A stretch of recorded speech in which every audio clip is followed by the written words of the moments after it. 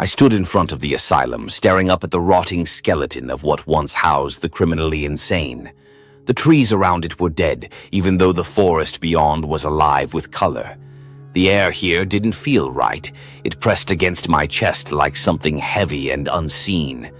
I didn't want to be here, but a dare's a dare, and I'd already lost the bet. Inside, the air was thick with mildew and something fouler, like rotted meat. My boots crunched glass with every step, echoing too loudly for comfort. I swept my flashlight across the entry hall and caught the glint of something red smeared along the wall. It looked recent, too recent for a place that had supposedly been abandoned for over 50 years. I found a file still sitting on the nurse's station. The pages were damp and stuck together, but I could make out a photo. The man's face was narrow, twisted in a sneer, but someone had scratched out his eyes. His name had been ripped off the sheet. My fingers tingled as I touched the paper. Something about it felt angry. As I moved deeper into the corridor, I heard it, the sound of metal scraping against metal. It echoed from behind one of the doors, the one cracked open just enough to tempt curiosity. I called out, but no answer came. Just that faint scraping, steady like breathing. I should have turned back, but I pushed the door with the edge of my flashlight. The padded cell was worse than I imagined. The walls were ripped open like something had tried to dig its way out. There was blood, so much of it, caked into the torn seams and pooled in the corners. In the far corner lay a crumpled straitjacket, stained and torn at the arms. I heard breathing behind me, but when I spun around, the hallway was empty. At least, I thought it was. The sound came again, breathing, ragged and close, but always just beyond sight.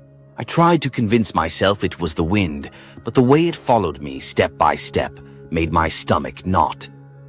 Then I saw the stairwell. It dropped into total blackness, but what really got me were the handprints smeared along the wall. They were fresh, wet, and still dripping when I touched them. The basement air was colder than it should have been, unnaturally so. Mist hugged the ground, making every step feel like it could reveal something underneath. A flickering light buzzed at the far end, casting long, twitchy shadows that didn't always move with me. I tried to focus on the sound of my own breathing, but there were others now, more than one.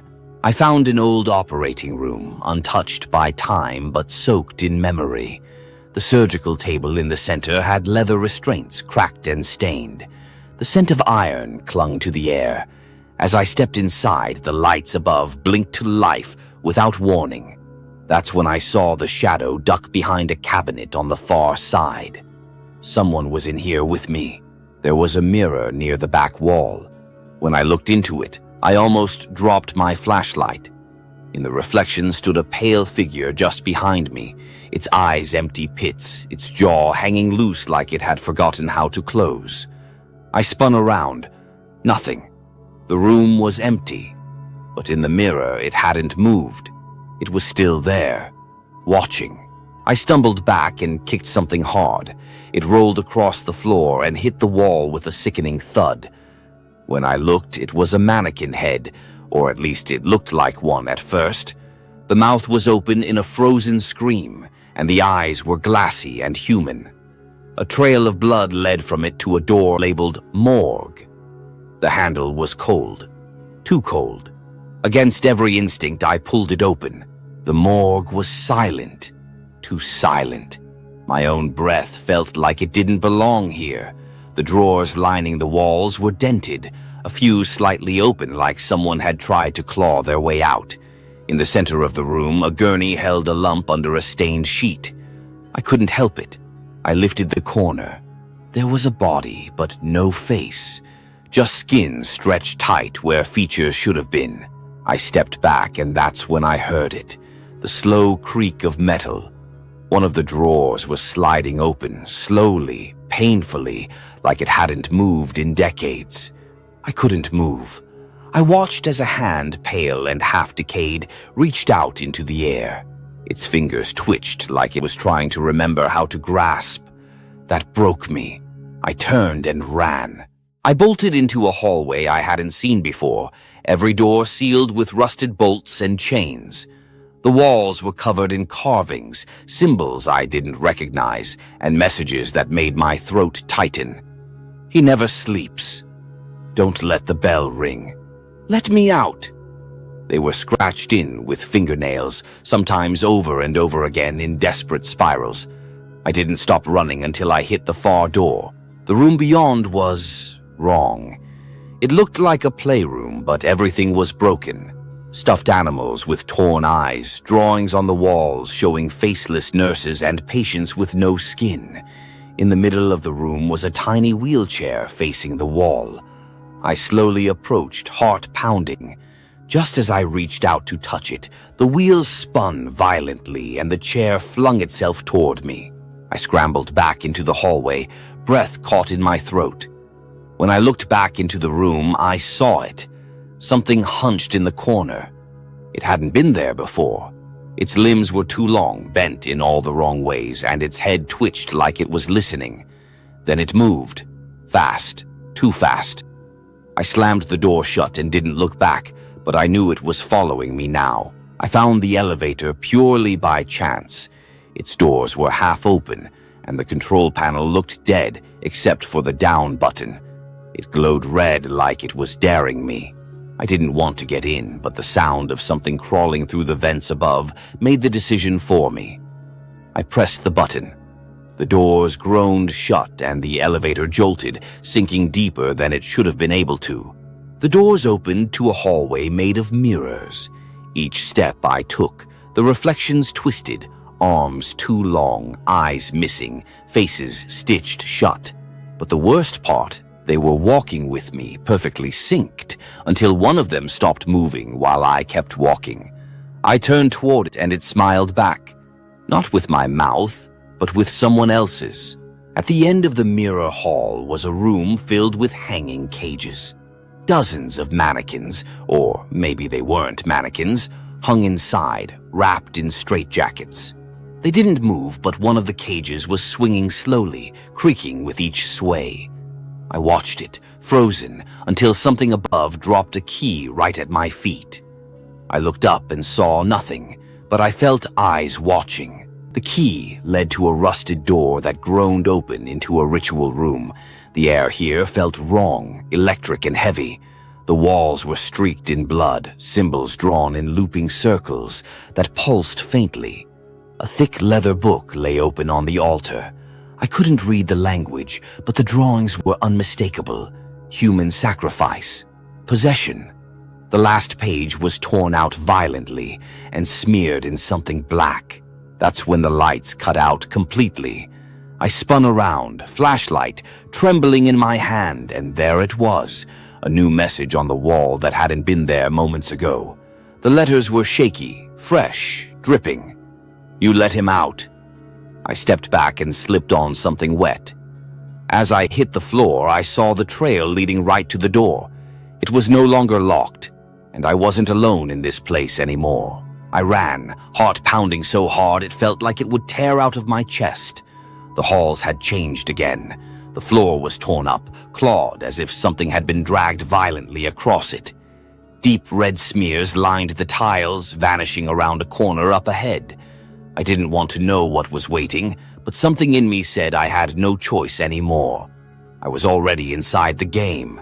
That's when I saw him. He stood at the far end of the corridor, tall and still. His gown fluttered through there was no wind. His face, or where a face should be, was blank. Smooth skin stretched across where eyes, a mouth, and even a nose should have been. He didn't move, but I felt his gaze, heavy and scorching. I turned and ran, but every hall I took curved back to him. He was always waiting. Eventually, I found the stairs again, but they were no longer the same. The walls pulsed, covered in thick, fleshy growths that twitched with every step I took. Black veins ran up the handrails, throbbing in rhythm like they had their own heartbeat. The smell was unbearable, rot and bile. I kept going. I had to find the way out. I had to believe one existed. I emerged back into what should have been the lobby, but it wasn't. The place had twisted itself, like a dream fraying at the edges. Bodies hung upside down, swaying, though there was no air movement. The floor bent inward like it was breathing. I heard a voice, whispering, but it wasn't coming from my ears. It was inside my head. It kept saying one word over and over. Stay. I caught my reflection in the cracked mirror near the exit. For a split second, I felt relief. But then I saw it. Him, standing behind me, one long finger resting on my shoulder. I spun around. No one. But when I looked back at the mirror, he was still there, and his mouth had opened where none had been before. It was impossibly wide, filled with rows of jagged teeth. The mirror shattered, and every light in the building went out. I don't remember leaving. One moment I was in the lobby screaming in the dark, and the next I was outside. The asylum loomed behind me, sagging and hollow, but different, older, like decades had passed in a single night. The sky above was bleeding red, and in one shattered window I saw him. Watching, waiting, smiling now. I turned and ran until I couldn't breathe. I made it back to my apartment by morning. I thought it was over. But that night I noticed something in my living room. A photo on the wall, one I knew by heart, had changed. Between me and my sister stood a figure, tall, pale, faceless. My blood ran cold. I didn't put it there. I didn't take that photo. But he was in it. I tried to convince myself I was losing it. Trauma, adrenaline, exhaustion. But the next night after a shower, the mirror fogged up. Slowly, a handprint formed on the inside of the glass. Inside. I wiped it clean, heart racing. Nothing behind me. I turned to walk away, but before I shut the light off, I saw it again. My reflection had no face. I started seeing him in flashes, down the hall, in the kitchen window, standing by my bed while I slept, only gone when I jolted awake. But he was always closer, each time. I stopped sleeping. I stopped leaving. I boarded up the mirrors, threw away the photos, and sealed every light in my apartment. It didn't matter. He kept coming. Now I sit in the dark, door locked, flashlight trembling in my hand. But the door's open just a crack. I never opened it. I can hear him breathing now. He's finally here, and I think I know the truth. The asylum wasn't haunted. It was a prison. And I let the warden out.